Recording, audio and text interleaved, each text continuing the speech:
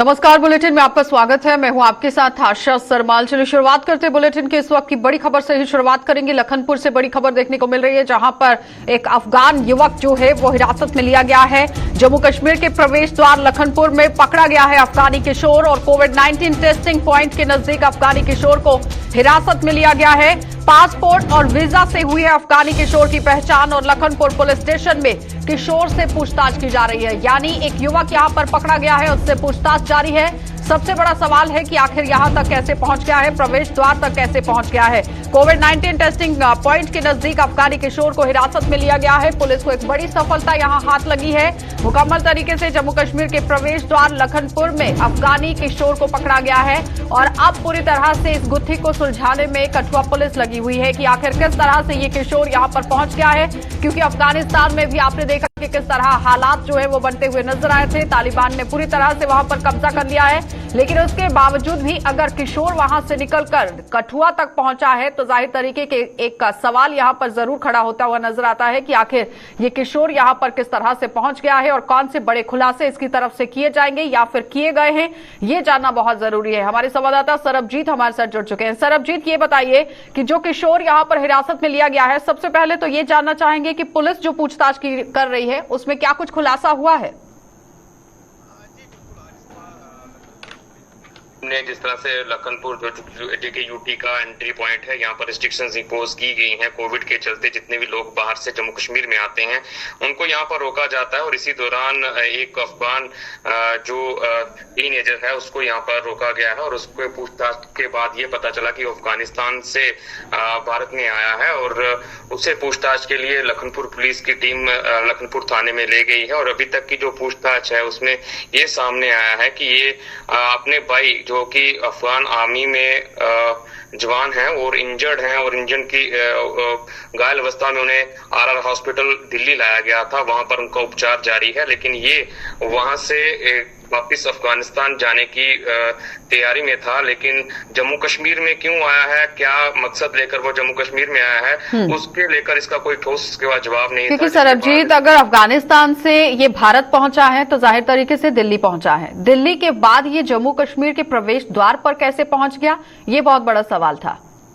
हाँ बिल्कुल, दिल्ली तक तो जिस तरह से सूत्रों में बता पा रहे हैं कि इसके पास वैलिड वीजा और डॉक्यूमेंट तो दिल्ली के पास आने तक तो थे, लेकिन जम्मू कश्मीर में जब ये लखनपुर में यहाँ पर पकड़ा गया है तो इसके पास कोई भी ऐसे डॉक्यूमेंट्स नहीं है। हालांकि उसके मोबाइल में कुछ डॉक्यूमेंट्स जरूर हैं जिनको वेरीफाई जो है पुलिस के एंड से यहाँ पर किया जा रहा है। तमाम एजेंसीज के लोग लखनपुर थाने पहुंचे हुए हैं, एसएसपी कठुआ आरसी कोतवाल खुद यहाँ पर मौके पर पहुंचे हुए हैं, और पूरी पूछताछ से की जा रही है। हालांकि पूछताछ में अभी तक यही सामने आ पा रहा है कि ये कहीं वापिस अफगानिस्तान जाने की फिराक में था, लेकिन फिर भी कितनी आयु वर्ग का ये किशोर है सरबजीत?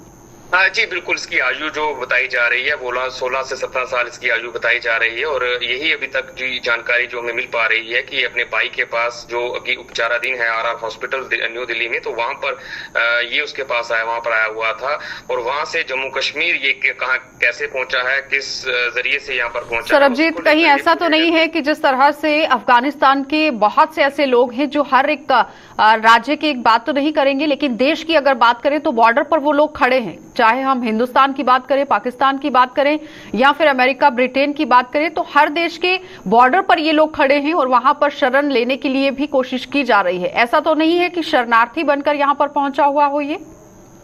जी बिल्कुल, जिस तरह से हालात जो हैं वो अफगानिस्तान में बने हुए हैं वो सब लोग बेहतर जानते हैं, लेकिन अभी तक जो इससे पूछताछ हो पा रही है उसका तो यही अभी तक सामने आया है कि ये दिल्ली में ही अपने किसी भाई के पास वहां पर पहुंचा हुआ था, लेकिन उसके बाद ये जम्मू कश्मीर में क्यों आ रहा था, किस मकसद से जम्मू कश्मीर में पहुंचा है, उसको लेकर पुलिस के किसी आला अधिकारी से बातचीत हुई है? उनका क्या कुछ कहना था कि अभी और कितनी पूछताछ की जाएगी और साथ ही कहाँ रखा जाएगा इसे फिलहाल? जी बिल्कुल, पुलिस अधिकारियों का साफ तौर पर यही कहना है कि तमाम एजेंसीज के लोग यहाँ पर पहुंचे हुए हैं, वो पूछताछ कर रहे हैं। जितनी देर तक पूरी पूछताछ नहीं हो पाती इतनी देर तक हम वो मीडिया को कुछ भी बताने में जो है वो अभी नहीं बता पाएंगे। ऐसे में जब पूछताछ पूरी हो जाती है तो वो मीडिया को फिर से इस बारे में बता सकते हैं, लेकिन अभी तक की यही है कि लखनपुर पुलिस स्टेशन में इसको रखा गया है। और चलिए सरबजीत, बहुत बहुत धन्यवाद जुड़ने के लिए। तो फिलहाल आपने देखा कि सरबजीत हमारे संवाददाता हमारे साथ जुड़े हुए थे, जो हमें बता रहे हैं कि किस तरह से अफगानी युवक को यहां पर पकड़ा गया है। लखनपुर प्रवेश द्वार में चेकिंग के दौरान, कोविड-19 की टेस्टिंग के दौरान यहां पर इस युवक को पकड़ा गया है, हिरासत में लिया गया है और काफी दस्तावेज भी इससे यहां पर खंगाले जा रहे हैं। पता लगाने की कोशिश की जा रही है कि आखिर प्रवेश द्वार तक ये युवक कैसे पहुंच गया है। आगे बढ़ जाएंगे और अब आपको बताते चले कि कश्मीर से भी बड़ी खबर देखने को मिल रही है, क्योंकि लगातार जम्मू कश्मीर के दौरे पर ओम बिरला को देखा गया है। लद्दाख का भी दौरा करते हुए वो नजर आए थे। लोकसभा स्पीकर ओम बिरला ने यहां संसद ही देश की सबसे बड़ी पंचायत है, इस तरह से बात कही है और स्पीकर ने श्रीनगर में कई शिष्टमंडलों से मुलाकात कर लोगों के मन की बात जाना है। और लद्दाख दौरे के बाद इन दिनों श्रीनगर के दौरे पर लोकसभा स्पीकर देखे गए हैं और जाहिर तरीके से आप देखिए जम्मू कश्मीर केंद्र शासित प्रदेश के अंदर भी दौरे का सिलसिला पूरी तरह से शुरू किया गया। लद्दाख यूटी के अंदर भी दौरा किया गया और उसके बाद आज की अगर बात की जाए तो स्पीकर ने श्रीनगर का रुख किया है और श्रीनगर के अंदर कई शिष्टमंडलों से भी मुलाकात करते हुए ओम बिरला नजर आए हैं। लेकिन सबसे बड़ी बात उन्होंने कह दी है कि संसद ही देश की सबसे बड़ी पंचायत है और हर फैसला संसद के अंदर यहां पर लिया जाता है, आम लोगों को मद्देनजर रखते हुए लिया जाता है। स्पीकर ने श्रीनगर में कई शिष्टमंडलों से मुलाकात की है। साफ तस्वीरें भी आपको दिखा रहे हैं किस तरह से वो यहां पर पहुंचे थे जब दौरा यहां शुरू हुआ था। लेकिन मुकम्मल तरीके से शिष्टमंडलों से अगर बातचीत हुई है तो शिष्टमंडलों की तरफ से कौन कौन सी समस्याएं ओम बिरला के सामने रखी गई, ये बहुत बड़ा सवाल था। लेकिन सबसे बड़ा बयान उन्होंने जम्मू कश्मीर के अंदर श्रीनगर के अंदर पहुंचकर दिया है कि संसद ही पूरे देश की यहां पर पंचायत है, जहां पर हर काम होता हुआ नजर आता है। सबसे बड़ी पंचायत को उन्होंने संसद करार दे दिया है, यानी संसद वो जगह है जहां पर हर किसी के मसले को उठाया जाता है, मुद्दे को उठाया जाता है और फिर उस पर मुहर लगाई जाती है। सैयद तजम्मुल हमारे साथ जुड़ चुके हैं, हमारे सहयोगी। तजम्मुल, सबसे पहले तो ये बताइए कि किस तरह से ये आज का यहां दौरा स्पीकर का रहा और जिन जिन शिष्टमंडलों से मुलाकात हुई है किन मुद्दों को लेकर हुई? अच्छा, बहुत बड़ी खबर है कि जम्मू कश्मीर में लोकसभा के स्पीकर ओम बिरला का 4 रोजा दौरा जो है वो आज खत्म हो जाएगा। लद्दाख, कारगिल और उसके बाद आज श्रीनगर के SKICC में आज doctor Farooq Abdullah, doctor Jitendra Singh, doctor Nirmal Singh और वजीर ममलिकत minister of state for Jal Shakti नई दिल्ली से तशरीफ लाने के बाद यहाँ के मुंतखब अवामी नुमाइंदे, जिनमें 5 sarpanch, DDC chairperson, vice chairperson और PDC चेयरपर्सन वगैरह शामिल हैं। वादे के मुताबिक आज की जब कार्रवाई शुरू हुई तो सबसे पहले लेफ्टिनेंट गवर्नर मनोज सिन्हा ने खुतबा इस्तकबालिया पेश किया और मुअज़्ज़ज़ मेहमानों का शुक्रिया अदा करते हुए कहा कि जम्मू कश्मीर का दुनिया भर का जो पंचायत है, ये मुल्क की सबसे बड़ी पंचायत है, उसका नाम पार्लियामेंट है। और जब एक सियासी और अवामी खिदमत खलक में लोग जुट जाते हैं तो ग्रास रूट लेवल से यही 5 सरपंच जो होते हैं आगे चलकर मुल्क और स्टेट और यूटी को संभालते हैं। इस ज़मन में चूंकि मामला बहुत सारे थे, पहले सेशन में तकरीरें हुई, दूसरे सेशन में DDC और BDC चेयरपर्सन की जो मुलाकात है वो मेंबर पार्लियामेंट और सेक्रेटरी जनरल जो लोकसभा के हैं उनके साथ मुलाकात हुई और कवायद और ज़वाबित, कॉन्स्टिट्यूशन और बाकी मामलात और इख्तियारात का इस्तेमाल कैसे किया जा सकता, कौन से चैलेंजेस है जिनमें सिक्योरिटी का बड़ा चैलेंज है, जिनमें एकोमोडेशन का बड़ा चैलेंज है। और इस मौके पर बड़ी अहम तकरीर के दौरान डॉक्टर फारूक अब्दुल्ला जो कि मेंबर पार्लियामेंट सेंट्रल कश्मीर के, हमने उनके अफसोस है कि उन्होंने माजी में इन इंतखाबात में हिस्सा नहीं लिया जिनमें अवामी नुमाइंदे शामिल हुए। उन्होंने ऐलान किया कि आने वाले दिनों में सरकार उन्हीं की पार्टी की होगी और जो भी इंतखाब जम्मू कश्मीर में होंगे उनमें नेशनल कॉन्फ्रेंस बढ़ चढ़कर हिस्सा लेगी। ताहम उन्होंने माजी के इंतखाबात जिसमें चेयरपर्सन, BDCs, DDCs और उससे कबल जो 5 और सरपंच में इंतखाबात हुए, आपने सिटे अवे या बाइकआउट पे जबरदस्त अफसोस का इजहार किया। अगर नेशनल कॉन्फ्रेंस के अलावा और भी शिष्टमंडल जो है वो वहां पर मौजूद थे, आला नेता भी वहां पर मौजूद थे, सीनियर लीडर्स वहां पर मौजूद थे, उनकी तरफ से किस किस मुद्दे को लेकर बातचीत की गई है? नेशनल कॉन्फ्रेंस को अगर एक तरफ रखकर, क्योंकि नेशनल कॉन्फ्रेंस ने तो अपनी बात सामने रख दी और कह भी दी, लेकिन उसके बाद जो अलग अलग लोग वहां पर मौजूद थे।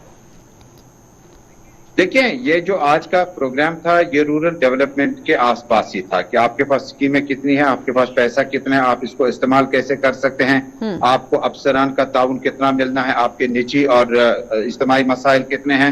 इस मौके पर कांग्रेस के DDC चेयरपर्सन और उसके अलावा श्रीनगर के मलिक आफ्ताब जो कि अपनी पार्टी के DDC चेयरपर्सन है, इसी तरह से डिस्ट्रिक्ट हेडक्वार्टर नजीर अहमद खान बडगाम से DDC चेयरपर्सन, हमने बड़े जबरदस्त तहफ्फुज़ात का इजहार करते हुए कहा कि कुछ मामला, कुछ सियासत डिफेमेशन एक्ट पे चलता है और कुछ कहते हैं कि एंटी डिफेक्शन लॉ नहीं है, कुछ लोग कहते हैं कि सिक्योरिटी के नाम पर कई जो DDC चेयरमैन मुंतखब हुए हैं उनके मसाइल भी कुछ इनफरादी है जिनको वो फौकियत और तरजीह देते हैं इज्तिमाइयत के बजाय, जिस पर कुल मिलाकर जो ओम बिरला ने उन्हें बड़ा खंदा पेशानी से सुना और ये मामला जो है कमेटी बनी है जो ये रिपोर्ट जो है आगे पार्लियामेंट में स्पीकर के सामने मौजूद रहेंगी, जिसके बाद पहले भी जिस तरह से रिपोर्ट्स भेजी जा चुकी हैं, लोगों का ये आरोप था कि रिपोर्ट जो है जमीनी सतह पर सही से पेश नहीं की गई हैं कि आखिर वहां पर काम कैसे हो। यानी कोविड-19 के दौरान की आप अगर बात करें तो यहां पर भी आरोप पूरी तरह से लगते नजर आए थे कि जमीन पर क्या हो रहा है वो सही से नहीं बताया गया था। क्या लगता है कि इस बार जो रिपोर्ट पेश की गई है वो मुकम्मल तरीके से सही होगी? देखिए आशा, एक होता है कि रिपोर्ट आपने भेजी और लोकसभा को भेजी, दूसरा लोकसभा के स्पीकर आज खुद ओम बिरला इन नुमाइंदों को सुन रहे हैं। आसमान जमीन का अंतर है। और ये जब आप लोकसभा स्पीकर की बात करते हैं, बताया जाता है कि आइंदा कुछ दिनों में इसके नतायज आना शुरू हो जाएंगे, क्योंकि इससे कबल जो मनोज सिन्हा लेफ्टिनेंट गवर्नर, उन्होंने भी इन अवामी नुमाइंदों से बातचीत की। पार्लियामेंट्री डेलीगेशन जो था होम अफेयर्स का और बाकी डिपार्टमेंट्स का, उन्होंने भी मुलाकात की। यानी कहीं ना कहीं आप चूंकि जब तक जम्मू कश्मीर अवामी हुकूमत बनती है तब तक डीडीसी चेयरपर्सन और इनके जो मामलात है इन्हें मरकज को ही हल करना होगा, क्योंकि मुख्य दायरा में जब आप लोग लाते हैं उसके बाद जिम्मेदारी आपकी है कि आप उनकी रखवाली किस तरह से कर पाएंगे। डॉक्टर मेहता चीफ सेक्रेटरी खुद मौजूद रहे और हर बात को नोट करते रहे।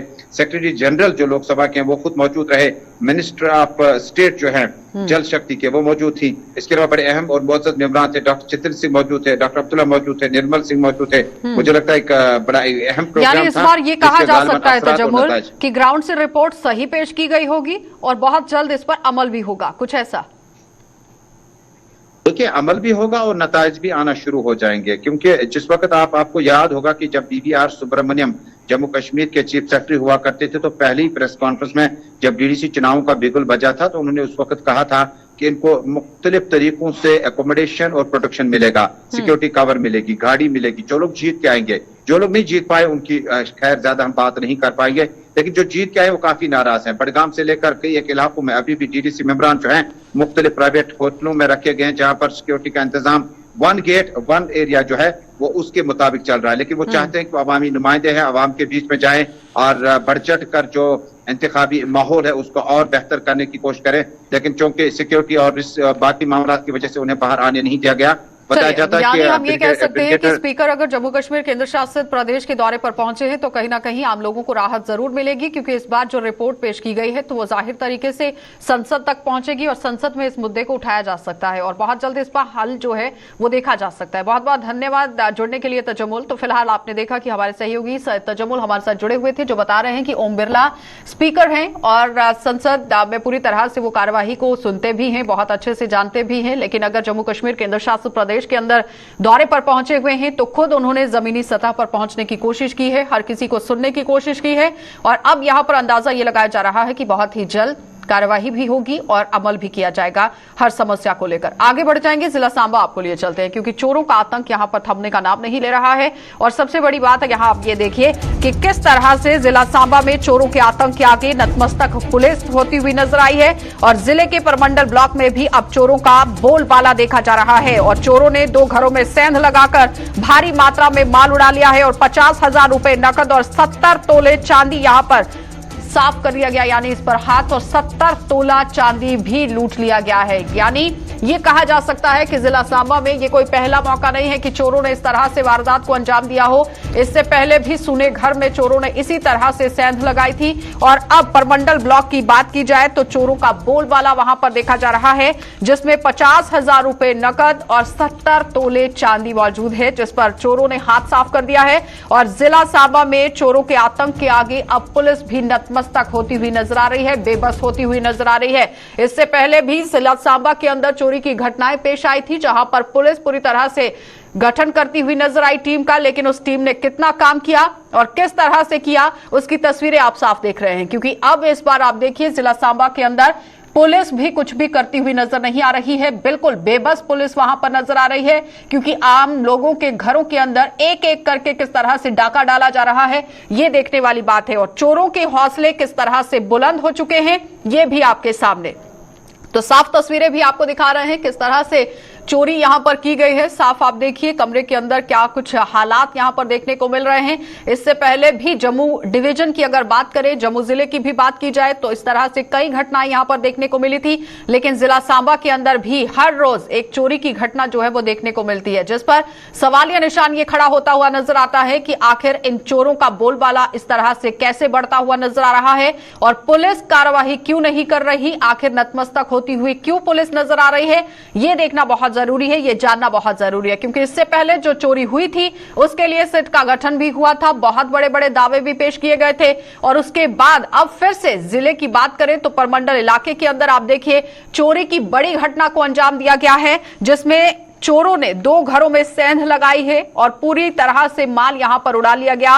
50,000 रुपए नकद हैं और 70 तोला चांदी भी इसमें मौजूद था, जिसमें चोरों ने पूरी तरह से अपने हौसले बुलंद कर दिखा दिए हैं। अब सवाल पुलिस पर उठता हुआ नजर आ रहा है कि आखिर सुरक्षा व्यवस्था कहां पर है, किस तरह से चाक चौबंद की गई है और आम जनता कितनी महफूज है अपने घर के अंदर, यह बहुत बड़ा सवाल। ऋषि खजूरिया हमारे साथ जुड़ चुके हैं। ऋषि, ये पहला मौका नहीं है कि जिला सांबा के अंदर चोरी की घटनाएं पेश आई हूं, इससे पहले भी चोरी की घटना पेश आई थी और आप ही ने रिपोर्ट किया था। उस वक्त बताया गया था कि सिट का गठन किया गया है, लेकिन कहां पर वो सिट काम कर रही है? देखिए, बिल्कुल आपको बता दें कि जो चोरी के और 2 मामले पेश आए हैं सांबा जिला के पुरमंडल इलाके से पेश आए हैं और ये एक चिंता का विषय बन चुका है कि लगातार अब अलग अलग इलाकों में चोरी की वारदातें पेश आ रही हैं। अगर इसे पुरमंडल इलाके की बात करें तो पुरमंडल इलाके के ये 2 अलग अलग इलाके हैं, यहाँ पर ये चोरी की वारदातें पेश आई हैं और दिन दिहाड़े ये चोरी हुई हैं और एक घर से बताया जा रहा है कि 50,000 कैश और लगभग 70 तोले जो चांदी है वो चोरी की गई है। यानी ये जो चांदी का मैं जिक्र कर रहा हूं ये 2 अलग अलग घरों की टोटल 70 तोले चांदी बनती है। लेकिन सवाल ये है कि लगातार जो ग्राफ चोरियों का जिला सांबा में बढ़ता जा रहा है, पूरे जम्मू संभाग में तो लगातार चोरियां हो रही हैं, लेकिन पुलिस आखिर किस तरह से काम कर रही है, ये सवालिया निशान एक बार फिर से लगता हुआ नजर आ रहा है। क्योंकि पुलिस लगातार चोरों की धरपकड़ करने में कहीं ना कहीं फेल साबित होती हुई नजर आ रही है और हम ये कह रहे थे कि लगातार जिस तरह से बड़ी मात्रा में क्राइम बढ़ता जा रहा है, सांबा के कई अलग अलग इलाकों में क्राइम बढ़ता जा रहा है, तो इससे की चिंता ये बढ़ चुकी है कि ह्यूमन लाइफ को भी थ्रेट जो वो बन चुका है और जिस तरह से तेजधार हथियारों का इस्तेमाल किया जाता है, कहीं ना कहीं पुलिस अभी भी इन चोरों की गिरफ्त जो वो नहीं कर पा रही है, धरपकड़ इनकी नहीं कर पा रही है। लेकिन जो सिट का गठन किया गया था उसको लेकर भी अभी तक कोई ऐसी सूचना हाथ नहीं लगी है, लेकिन लगातार ये आतंक बढ़ चुका है और प्रॉपर्टी का लॉस तो हो ही रहा है, लेकिन इससे आम जो लोगों की जिंदगी है ये भी खतरे में नजर आ रही है। सवाल तो सिर्फ और सिर्फ पुलिस पर ही खड़ा हो रहा है कि आखिर चोरों को पकड़ने में जिला सांबा की पुलिस क्यों नाकाम सिद्ध हो रही है। क्योंकि अगर सिधड़ा इलाके की बात करें तो आपने भी देखा होगा कि जब वहां पर चोरी की घटना को अंजाम दिया गया था तो तेजधार हथियार भी लाए गए थे। जाहिर तरीके से ये समझिए कि अगर तेजधार हथियार का इस्तेमाल किया जाता है तो जानी नुकसान भी हो सकता है, लेकिन उसके बावजूद भी पुलिस काम नहीं कर रही, क्यों? देखिए, मैं वही तो आपको बताने का प्रयास कर रहा हूं कि एक थ्रेट बहुत बड़ा बना हुआ है और पुलिस लगातार जब आती है, इन्वेस्टिगेट करती है, निशानदेही करके चली जाती है और ये कहा जाता है कि आप लोग अपनी कंप्लेंट दर्ज करवा दीजिए, हम कार्रवाई करेंगे, लेकिन आखिर वो कार्रवाई आगे सर अंजाम क्यों नहीं चढ़ पा रही, ये एक बहुत बड़ा सवालिया निशान है। और मुझे लगता है कि अगर पुलिस का रवैया इसी तरह से रहा तो ये चोरों का आतंक है ये कम नहीं होगा और लगातार लोगों का प्रॉपर्टी का नुकसान होगा और उसके साथ जानी नुकसान होने का काफी ज्यादा खतरा बन चुका है। लेकिन ये अपील हम डीजी जम्मू कश्मीर पुलिस से भी करेंगे कि आपने जो बड़े बड़े दावे वादे किए थे कि हम क्राइम को खत्म करेंगे, लेकिन क्राइम तो लगातार दिन ब दिन बढ़ता जा रहा है और इसमें पुलिस जो वो नाकामयाब साबित होती हुई नजर आ रही है। हालांकि इक्का दुक्का मामला जरूर जो है पुलिस सॉल्व कर लेती है, लेकिन वो भी इतना हाईलाइट हो जाता है कि शायद पुलिस ने हर एक मोर्चे पर अच्छा काम किया है, लेकिन कहीं ना कहीं यहाँ पर काम करने की काफी ज्यादा जरूरत है। पुलिस को ये पता लगाने की बहुत जरूरत है कि आखिर ये कौन लोग हैं जो इस समय सक्रिय हुए हैं, क्या कोई बाहरी लोग यहाँ पर आ चुके हैं, शरारती तत्व आ चुके हैं जो लगातार लोगों के घरों पर चोरियों की पुलिस को यहाँ पर निगरानी रखना बहुत जरूरी है, पेट्रोलिंग चलाना बहुत जरूरी है, रात के समय में यहाँ निगरानी रखना, पोस्ट बढ़ाना और लोगों को अपने तैनात करना बहुत जरूरी है कि कांस्टेबल्स को यहाँ पर तैनात किया जाए कि कौन कौन से इलाके के अंदर रैकी की जा रही है और किस तरह से चोरी की घटना को अंजाम दिया जा रहा है। लेकिन ऋषि ये बताइए कि चोरी अगर की गई है तो क्या कोई सुराग वहां से मिला है? देखिए, कोई सुराग हाथ नहीं लगा है कि वो बताया जा रहा है कि लगभग दोपहर के 3 बजे के आसपास जब वो घर के सदस्य कहीं बाहर गए थे, वो वापस आते हैं तो वो देखते हैं कि ताले वगैरह टूटे हुए थे, घर का अलग अलग कोना जो वो छाना गया था, खंगाला गया था और जहां पर भी उनको कीमती सामान मिलता था वो वहां से चुराकर रफू चक्कर हो गए। और ये भी हम आपको बता दें कि इसमें एक जानकारी जरूर हाथ लगी है कि एक सस्पेक्ट जो वो पकड़ा भी गया है, उससे पूछताछ की जा रही है कि शायद इसका कनेक्शन इस चोरी से जुड़ा हुआ हो, लेकिन अभी तक उसको लेकर भी कोई बड़ा खुलासा नहीं हो पाया है। लेकिन पुलिस की जिस तरह से आपने बात की कि पेट्रोलिंग करनी चाहिए, आपको बता दें कि पेट्रोलिंग की जाती है, अलग अलग इलाकों में गश्त की जाती है। मुझे लगता है कि शायद नफरी काफी ज्यादा कम है जो कि अलग अलग इलाकों में डिप्लॉय नहीं की जाती है, और शायद यही एक वजह है कि चोर उसे बढ़ाया जा सकता है। ऋषि, आला अधिकारियों को इस पर संज्ञान लेना बहुत जरूरी है और पुलिस डिपार्टमेंट को देखना बहुत जरूरी है कि जिस इलाके के अंदर चोरी की घटनाओं को ज्यादा अंजाम दिया जा रहा है चोरों की तरफ से, वहां पर नफरी को किस तरह से बढ़ाना है, इस पर संज्ञान लेना बहुत जरूरी है। बहुत बहुत धन्यवाद ऋषि जुड़ने के लिए। तो फिलहाल आपने देखा कि ऋषि खजूरिया हमारे साथ जुड़े हुए थे, हमारे संवाददाता, जो बता रहे हैं कि चोरी की घटनाओं को किस तरह से अंजाम दिया जा रहा है। महज एक शख्स को पकड़ा गया है, लेकिन उसकी तरफ से भी कोई खुलासा होता हुआ नजर नहीं आ रहा है। लेकिन बड़ा सवाल यहां पर यह है कि आखिर पुलिस क्यों कोताही बरत रही है, क्यों ढिलाई बरत रही है, यह देखने वाली बात है। आगे बढ़ जाएंगे। क्लस्टर यूनिवर्सिटी जम्मू के छात्रों ने हाल ही में घोषित किए गए उनके नतीजों पर सवाल उठाते हुए आज एक बार फिर से जोरदार प्रदर्शन कर दिया और इन छात्रों का आरोप है कि ये नतीजे सरासर गलत हैं और अधिकारियों उनके भविष्य के साथ खिलवाड़ करने से कोई बाज आते हुए नजर नहीं आ रहे हैं, कोई कसर नहीं छोड़ रहे हैं। ये स्टूडेंट्स पिछले 21 दिनों से नतीजों में संशोधन करने की मांग कर रहे हैं और इनका आरोप है कि उनकी कोई सुनवाई नहीं हो रही है। यहाँ पर इकट्ठे होने का है वो यही है कि विद्यार्थी पिछले 21 दिनों से लगातार प्रदर्शन कर रहा है। 17 दिन तक विद्यार्थी लगातार controller of examination cluster university के सामने प्रदर्शन करता रहा कि सर, जो रिजल्ट आपने 10 तारीख का निकाला है वो विद्यार्थियों का रिजल्ट सही नहीं है, उस रिजल्ट को सही करके निकालिए। 17 दिन के बाद जब क्लस्टर यूनिवर्सिटी विद्यार्थियों के सामने रिजल्ट रखती है तो एकमात्र विद्यार्थियों का मुंह काला करने के अनुसार वह रिजल्ट निकालती है, जिसमें 150 विद्यार्थी का रिजल्ट होता है, जिसमें 53 पासिंग रहते हैं और 97 दोबारा फेल होते हैं। और जो 53 पासिंग है उनका वही पुराना रिजल्ट जो पासिंग गैजेट से उठाया गया था उसमें वो बच्चे इन्वॉल्व करके देती है। क्लस्टर यूनिवर्सिटी यहां पर बेवकूफ किसे बनाना चाहती है, अपने आप को या विद्यार्थियों को? और जम्मू कश्मीर के जो विद्यार्थी जो क्लस्टर यूनिवर्सिटी के अंदर पढ़ रहे हैं, 28 विद्यार्थी फेल होता है। जब विद्यार्थी अपने रिजल्ट से ना खुश होकर ज्वाइंट कंट्रोलर के पास जाता है, वो कहते हैं कि ये हमारी अथॉरिटी नहीं है। तो आपके चैनलों के माध्यम से हम ये मांग करना चाहेंगे कि अगर उनके पास कोई अथॉरिटी नहीं है, कंट्रोलर और ज्वाइंट कंट्रोलर के पास, उनसे वो कुर्सियां ले ली जाएं।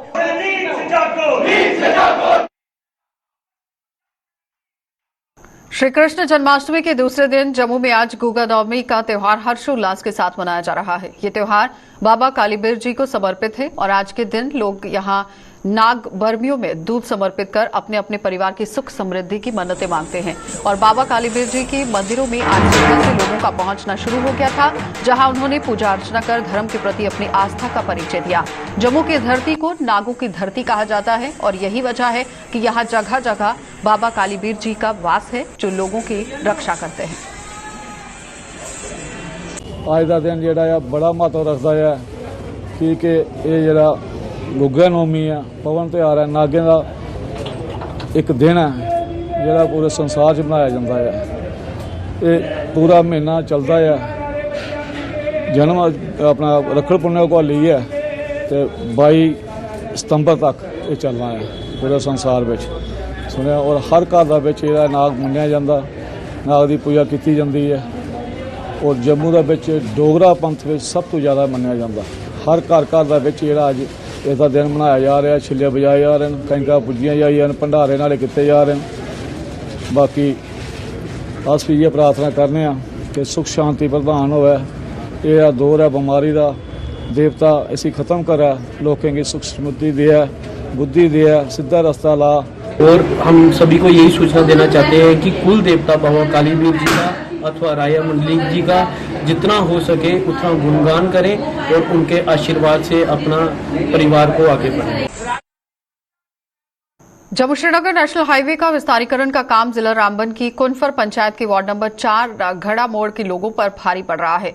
हाईवे के विस्तारीकरण के चलते किए गए जीवन के साथ आपको देखिए किस तरह से खिलवाड़ यहां पर लोगों के साथ हो रहा है, लेकिन जमीन की कटाव से अब यहां लगातार भूस्खलन हो रहा है, जिससे कि 2 परिवारों के मकान क्षतिग्रस्त हो गए हैं। 21 सदस्य यहां रहने वाले थे और इन 2 परिवारों के मकान क्षतिग्रस्त होने से ये लोग अब खुले आसमान के नीचे आ गए हैं और घर से बेघर हुए इन लोगों ने अब सरकार से सर छुपाने की जगह और आर्थिक मदद की गुहार लगाई।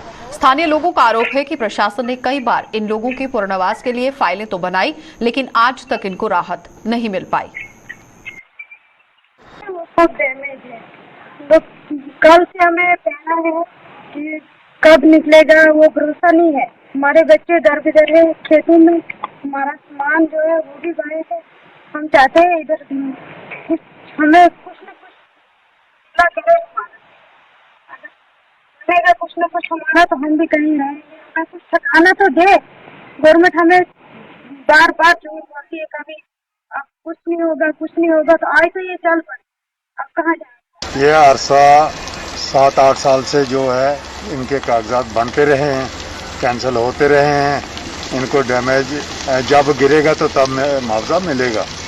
तो आज ये गिरने के पगार पर है, तो इनको कुछ आज तक मिला नहीं। अब जब तक इनको मुआवजा ना मिले तब तक यहाँ पर काम बंद रहना चाहिए। और इनको रहने के लिए मकान भी जो हैं वो डैमेज में आ गए हैं, इसलिए इनको कहीं रहने की जगह भी दी जाए, कोई टेंट का इंतज़ाम करें या किसी चीज़ का और कहीं पर इनका रिहाइश का इंतज़ाम करे गवर्नमेंट। चलिए, बुलेटिन में फिलहाल इतना ही। देश और दुनिया की खबरों के लिए आप बने रहिए गुलिस्तान न्यूज के साथ।